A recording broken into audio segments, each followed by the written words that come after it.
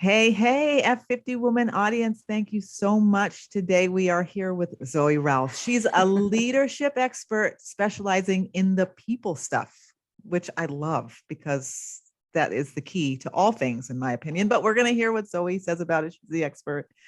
She is the author of 4 books. She's a business leader and the producer of the Zoe Ralph Leadership Podcast. So thank you so much for being here, Zoe. Julia, it's a pleasure. I'm glad we finally managed to tee up the time zones and make it work. Yes. You know what's really great, though, is that we actually have to deal with time zones. I know that probably before the pandemic happened, I might not have thought that I could meet and connect with someone like you so far away. This is an incredible forum. It is absolutely an incredible forum. I remember when people are listening to my accent and going, why does she not sound more Australian? It's because I grew up in Canada and I came to Australia 25 years ago. Before I got the job at Outward Bound, which took me to Australia, I rang up Outward Bound New Zealand to ask if they could give me a job. I was so naive. I didn't know anything about the world and didn't know about time zones. I rang them at 2:00 in the morning. Yeah.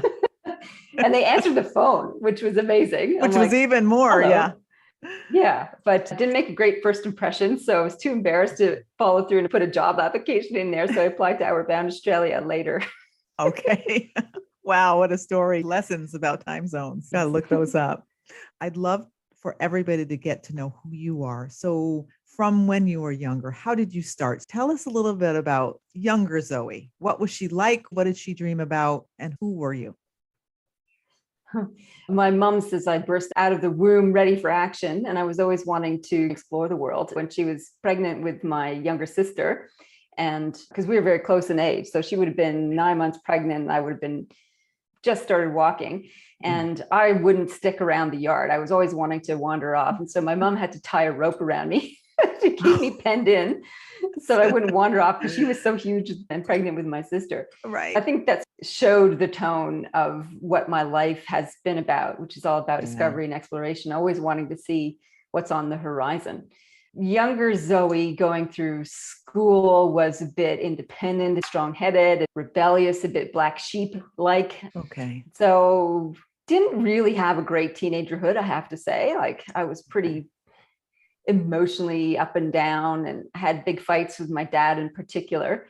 Somehow I managed to survive all that. And one of the best things that happened to me was getting out to summer camp and going on long wilderness canoe trips. And that was only because my summer camp counselor from resident camp said, hey, you should try this. It'll be sunshine every day, hanging out with other people in the boats, and just like a wonderful summer. I'm like, sounds fantastic. So I went on a 3-week canoe trip and it chucked rain every single day. Where is the sunshine and sun tanning? There goes the sales pitch. Oh my God, disaster. And what I discovered is that I loved it. I loved being with a small group of people in a beautiful remote area, challenging ourselves, discovering what we were all about, making really firm friendships. And that laid the bedrock for everything else. I got addicted right away. I went back the next summer and did a 6-week canoe trip, and then went back every summer after that to lead trips at summer camp, and did that for years and years. That brought me to apply for doing outdoor experiential education here in Australia. I led groups through different parts of Australia with a whole personal and leadership development focus. And I kept learning and growing. So the themes for me have been about exploration. They've been about adventure. They've also been really strongly about people, and blending those together has been one of the most important things for me throughout my career. So that's a little bit of an insight into who I am, all the rough bits and fun bits. Were your parents, or was your mom in particular, surprised after knowing who you were as a little one? Were they surprised? No, in Canada, you send your kids off to summer camp. Summer camp is a big thing. In North America, it is not at all a thing in Australia. The summer camps don't really exist here. Mostly because summer is over December, January. Sending me off to camp and seeing how much I enjoyed it, that was one thing. They started to marvel at doing 3-week and 6-week canoe trips. That's huge. There was a big decision I made when I was about 25. I'd spend my summers at summer camp and then go to university to try and get through my degree. Yeah. It took forever. It took me 8 years to finish off my degree. Wow. Perseverance. So oh my God. Yeah. Like I started studying education. Then I didn't like the education degree. So I swapped to English literature because I knew I liked reading and writing. Okay. And then there was a love story in there, which derailed me for a bit. So I went back part-time and worked part-time. Was my mom surprised? No, I don't think so. When I first left for Canada for Australia for 2 years, they're like, when are you coming home? When are you coming home? When are you coming home? I'm like, I don't know. They stopped asking after that. So it became, when are you visiting? I think that was really hard to have their daughter at the other end of the planet. It's a long way to go to visit. Yes. We certainly felt that in COVID for sure.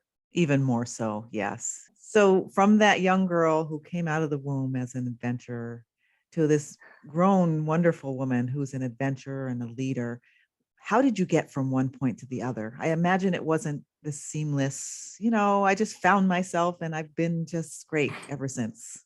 Tell us a little bit about the lesson, maybe the one pivot point that changed everything for you, or the lesson or lessons you learned in between those 2 points. There's lots of significant moments that kind of poke you in the forehead and we're like, wow, I really learned something about myself there. Yeah. Whether it's letting down friends or getting feedback from a boss that was really confronting about how my behavior, my attitude was affecting others. That was a really big point of awareness for me when I got some feedback from my boss at summer camp, Jason. Yeah. He told me I was too emotional. And I went, what do you mean I'm too emotional? Yeah, not the emotional word. What? Yes. Too passionate. And I'm like, I reacted in an emotional way.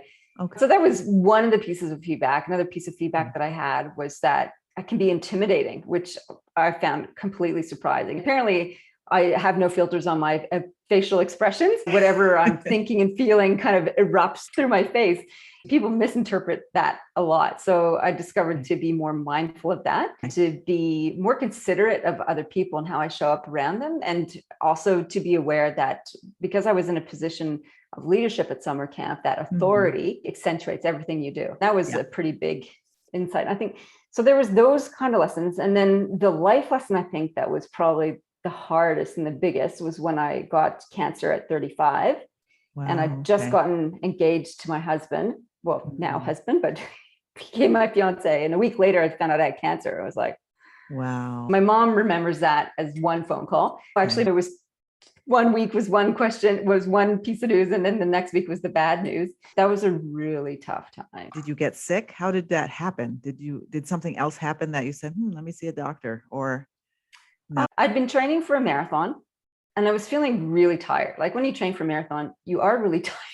Yes. Anyway, you run for 3+ hours and it's like the rest of the day you're on the couch recovering. And so, but this one particular run, I remember it very clearly. It was hot out like it always is in summer in Australia. I got to kilometer 37, which is about 24 miles or so. I just stopped running. I started walking and I was training with my husband. He ran on for a couple hundred meters and then realized I wasn't still running. He came back and he said, we're almost home. What's up? I can't. I'm done.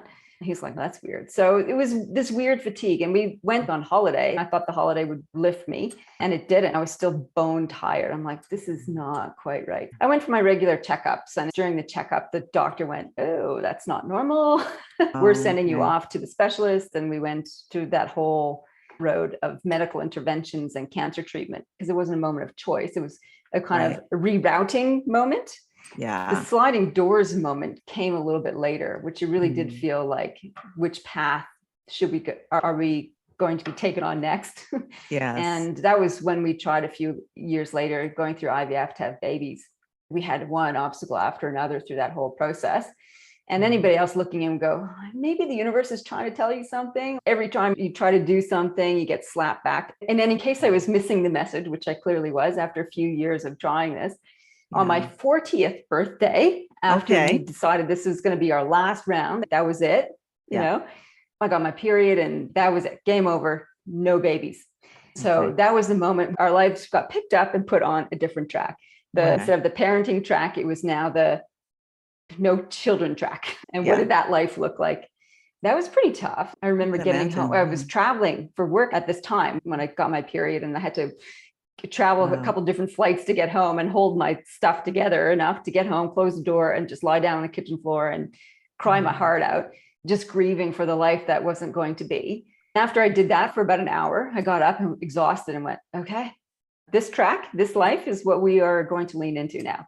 my husband and I had talked about it, but like what happens if we can't, and what would our life look like? We'd had a really good conversation about that. It's like, well, it'd be amazing with kids, and it's amazing without, because we'll travel every year, we'll renovate our house, we'll do all this life of freedom and adventure. So both lives were looking good, but it's hard when you feel like the choice is not yours in the end.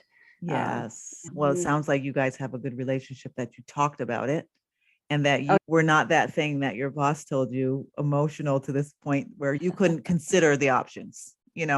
I've never been through IVF, but I imagine that you just want it so bad that I don't want to hear any other option. There is, you can get to that point, maybe. I feel like it's different for every person. Some women are like, that's all they ever want. They won't consider another life, and they get really attached to that. Yeah. Some women are like that. And then there's women like me who are like, I think I want it. I think I want it. Right. I'm not sure. I'm scared. And that was more me. That was more my approach. But your point about emotional intelligence was certainly true. So I spent a lot of years after that comment from Jason, my boss, really thinking and exploring emotional intelligence and learning how to sit more with my feelings and not be at their whim. I really felt driven by emotions before that. And I learned through a lot of self-development work and research how to experience emotions without having them be in the driver's seat. I think if I take them out of the driver's seat, they go in the passenger seat, and my higher self is in charge. I can still experience these emotions, observe them, but don't feel caught up in their stranglehold. Yes.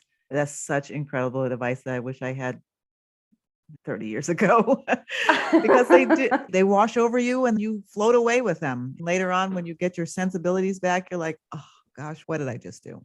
Wasted a whole lot of time. That's why I'm so impressed and encouraged by the fact that you got it out, you cried. An hour later, you got up and said, all right, this is what we got to do next. Because what's the point of crying for 7 weeks? I have to say, though, it wasn't the only time I cried about it. It comes back in waves. And I think there's, even now, so how old am I now? 51. Occasionally there'll be these little spikes of moments where I'm like, I'm thinking about that life down that other road that hasn't happened, and a little bit of sadness for that. And then it's like, okay, I feel it and I let it go and we move on. Yeah. So it's real because you're human, right? And it's like a mourning process. And if you lost a parent, sometimes you look at the picture and you think, I miss you, but you have to move on. So tell us about you now. What do you do now? I know you talked about leadership training, your podcast. Tell us about your books. Tell us about what you do now and who you are now. Sure. I've been running my own leadership development practice full-time since 2014, so 7 or 8 years. And there's different things that I do for people. I have a program called Amplifiers for CEOs, managing directors, and general managers from different sectors. That's advanced leadership development in a cohort of peers, so they can learn from each other. So that's one of my primary pieces of work that I do. I also work with leaders and their teams to work on two things generally, either their strategy or their culture, or sometimes both together, because the two are linked. And good culture is good strategy. I love doing that kind of work with teams. I also do leadership training on specific leadership skills, whether it's difficult conversations or strategic thinking. So that's the tactical stuff. The books, I've written 4 leadership books, and I've just finished writing my first novel, which is very exciting. Tell us about that. That was a whole new challenge. You don't have to give it all away. Is it published yet? Not yet. It's with the editor. It's about the competition for a provider to create the first moon base, the first moon community. This is about a cohort of developers, I call them world builders, who are having to go through a selection period and design a prototype on Earth in order to win the gig to go to the moon and build this environment. And it focuses around the question of how can we build a world worth living in? And whether that's on the planet or off the planet. But that's the central premise. The reason I wrote this book is I was writing my last book, People Stuff, which won Book of the Year, which is amazing. And I was thinking during the writing of that book, I wonder if fiction might be a better, or at least a different way of exploring leadership messages. So I was reading Ursula K. Le Guin at the time, and her work was really powerful and was moving me. I'm like, wow, I wonder if I could write a leadership book that had elements of that could move people in a different way and get them to think about leadership questions in a different way. Because nonfiction books are very didactic. It's like, this is what I think, this is what you should do, go away and do it. And fiction really just gets you to explore life and perspective from a different angle and get you to ask questions about what you would do, what you think. So that's sort of where that book is all about. The draft title is The Olympus Project. Okay. So we'll see if that survives the chopping board or not. Right. Yep. And we expect it to be out probably February or March 2022. Very good. Now tell me, can I sneak behind the golden curtain there? Tell me, when you're working with CEOs and leaders, what is one of the most challenging issues you deal with when you deal with a group of CEOs? I see it as a room full of people who really know their stuff, even if it's not negative. What is the toughest thing you deal with when you get them in a circle? I don't find working with them tough. Like, there's Right. not a challenge for me. I Okay. think it's the challenges that they face that is the hard work. In our last Amplifiers Roundtable, we always start with checking in about people's triumphs and challenges. In this particular meeting, there were people whose sisters were in hospital, whose husbands had a stroke, where their business colleague was in the hospital after a horrendous accident. They were having full-on things happen in their lives during COVID, and as well as pressures on their business. So that's the hard stuff. They have so many balls in the air and all these personal, in some cases, traumas happening as well. And they've got to show up every day to connect and be of service to their organization and their teams. And I think that is the hard work. For me, I hold the space. I hold them all there and I help them to connect with one another so they can feel like that their fears, their challenges, that they're not alone. And I think that's one of the biggest challenges that CEOs face.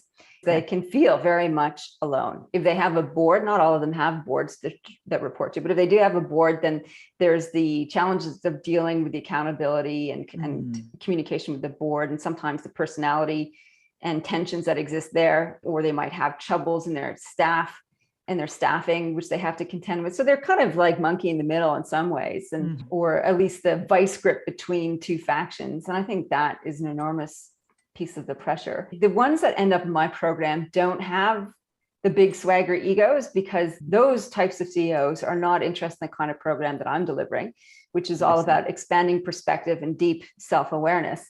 You're not ready for that if you've got the swagger and thinking I know everything. It's only when you realize you don't know everything that you stump up for a program that is about learning. That makes complete sense. Otherwise, you're thinking, I'm good. What do I need your program for? Hopefully they'll all get there.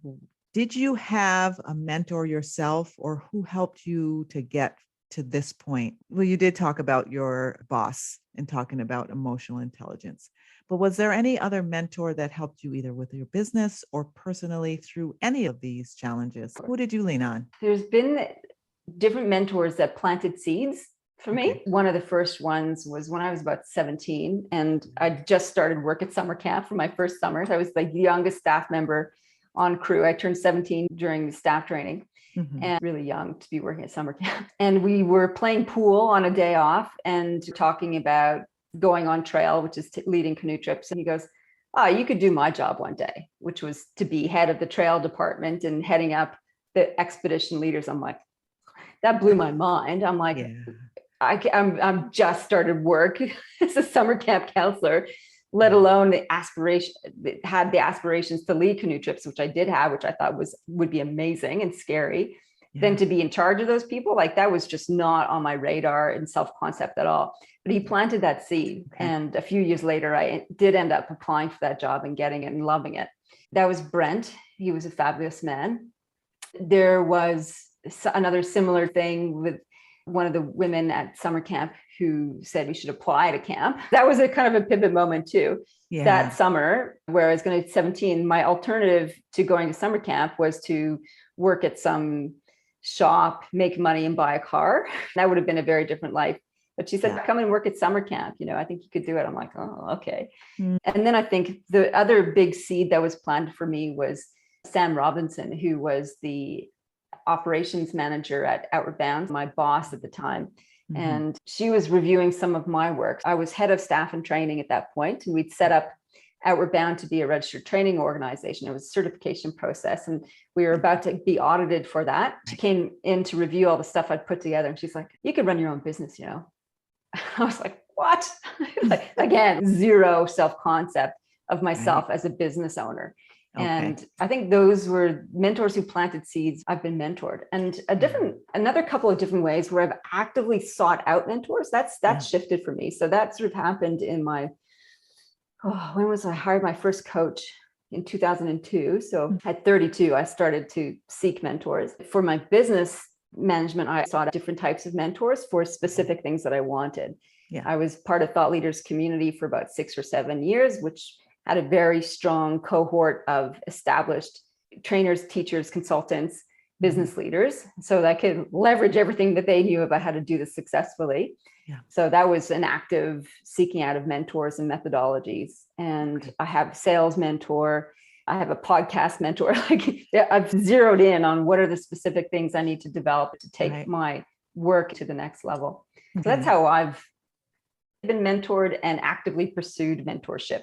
And when you actively pursue these mentors, where do you find them? Do you find people who are doing it on your own, or do you get advice? How's that worked for you? I was actively looking for a community and looking at different places in order to find the support that I needed. And I wanted a methodology, a proven methodology to help me be a business success. Okay. And this was kind of a serendipitous exposure to Matt Church's work.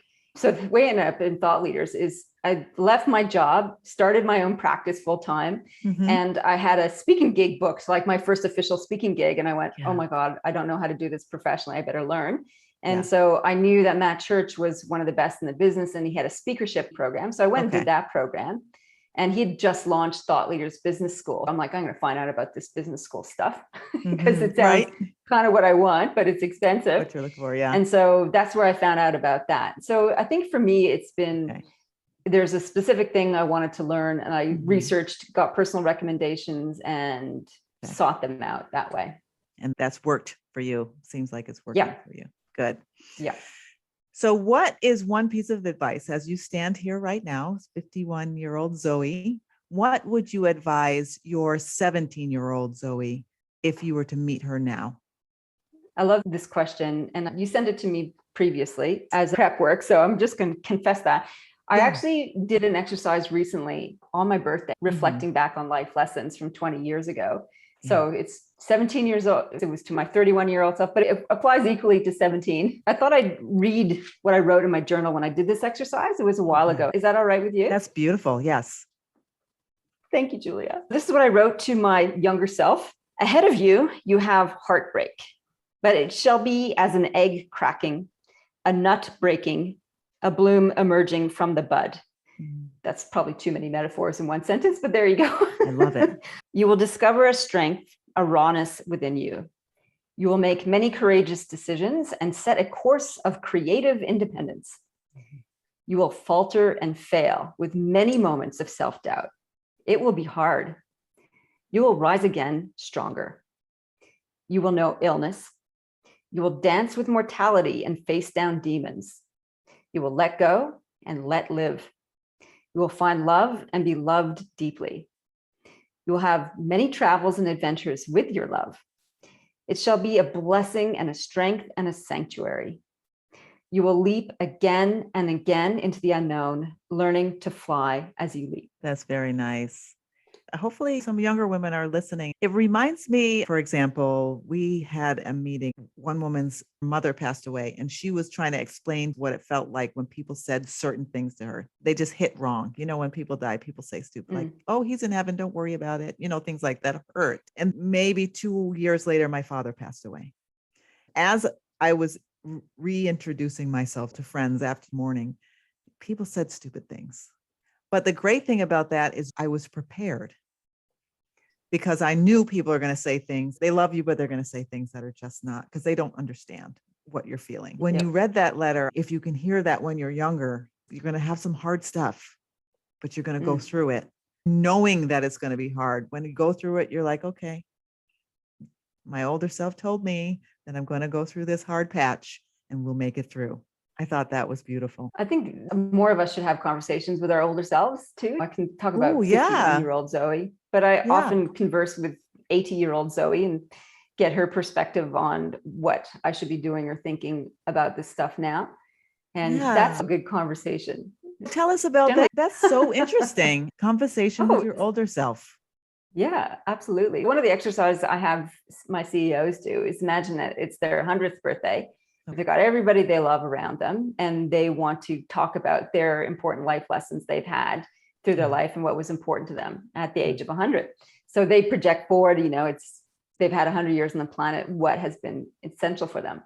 And I take that kind of concept and converse with older Zoe. I imagine myself looking back on this particular challenge, whatever it is that I'm facing, whether it's a business decision or a staffing decision or a personal issue. And I think, what would my 80-year-old self say about this moment 30 plus years on from here? And she has some wisdom to tell me. And I think that wisdom is our higher self talking, the one that rises above the nitty gritty of what we're experiencing now, to pull out the essence of who we are and to remind ourselves that we are stronger than we think and that this too shall pass. All these cliches, but cliches are cliches because they're true. So those elements are really helpful. I visualize what I want to be at 80 to help me make decisions now to lead in that direction. That's the other way I converse with my 80-year-old self. I get my 80-year-old self to thank my 50-year-old self for the decisions I make now to bring me to a healthy, happy state. So that's another way I talk to my older self. Okay. That's cool. I like that concept. I'm having a hard time picturing what I'm going to say to older Julia, but I like it. Maybe I'll try it and see what she says. That's right. Very nice. So what is next for you? What's on deck? We know you have a book coming, but tell us. Absolutely. Writing fiction is part of my 10-year plan. I love the process of writing, and I'm trying not to put too much pressure on myself on my first novel. Like anything you do for the first time, it's rough and you got to learn the craft. I enjoy that process. The other thing I'm focused on is growing my amplifiers group. We have a growth trajectory for that program so we can help more CEOs and their teams be more wise and compassionate leaders. That's part of our mission. From a personal point of view, I want to do more bushwalking. Next year, after 2 years of delays, I'm finally getting to walk the Larapinta out of Alice Springs in the middle of Australia, which is a fantastic bushwalk. It's 232 kilometers through the desert. It's spectacular. So I'm doing that. And then I've just crafted a big project, even bigger than that, with a girlfriend of mine. We're going to walk the Australian Alpine Walking Trail, which is 650 kilometers, 300 miles or something. It takes about 2 months. So we're going to bushwalk from Victoria in Australia all the way up to the ACT, which is several kilometers later. Wow. So bushwalking, what is that? What does that mean? Is it just a long walk? Sorry. It's hiking. No, I forget sometimes what's an Australian expression and what's North American. So we're going to hike. We're going to go for a long hike, a 2-month hike. 300 miles. Why are you doing that? Because it's something I've always wanted to do. I've had a couple of friends do this trek, and I've always thought that's just an amazing adventure to be that long in the wilderness day after day. Just the decompression and expansion that can happen through being in the bush for that long. The longest outdoor trek or adventure I've had is my 6-week canoe trips. I've had 2 of those. This would be similar in epicness. Walking from one part of the country to another, I think, is just mesmerizing. Plus the countryside is spectacular. I imagine it's beautiful. A few more questions. What do you feel, what's the difference between you when you start the walk and you when you end? You can talk about the canoeing. I wonder if it's almost like a spiritual experience where you feel like you're just a little bit more full. So if we're talking about the canoe tripping experience, at the beginning, pretty excited about the unknown. And this is winding back the clock almost 30 years now to my last 6-week canoe trip. I remember us kind of shy around each other in some ways. Like we knew each other a little bit from having been around camp, getting into the rhythm of being together and running as a team together, and then getting to know each other and building those connections and getting more connected with one another so that we became a family was really powerful. And then some of the places and things that we did were quite Unreal. It was a magical experience to be there. The Nice. transition back to regular life, I always found difficult after those kinds of adventures. After every summer, I Wow, know okay. that my family struggled with me and I struggled with being back in the city Mm, because I just hated it compared with being in the bush. So I had culture shock leaving the bush and going into the city life. It got easier as I got older. When I was younger, I was just did not cope. Like I didn't want to be back at school. I hated school compared to the freedom, adventure, and connection I had on these outdoor adventures. It was a stark, difficult transition period. Interesting. And I would often get really drunk and hungover. That was my emotional intelligent processing activity back then, Okay. which wasn't that helpful. Right. Yeah, that's right. I think these days when I go, I still have mini adventures, nothing of that duration. I haven't had anything of that length for 20 years. The adjustment is a little bit easier. There's still a little bit of getting to know the people around you and adjusting back into that life. As an older person, you kind of tend to crave the comforts of home more Yes. than long for the The flip. comforts of adventure. Yeah, that's what I Yeah. was feeling when you were sharing it. I was like, Oh, dirty and no are we showers done? and Yeah, yeah. that's wonderful. Can you give us a couple of pieces of advice from your playbook? What can you give us one book that you would advise all women to read?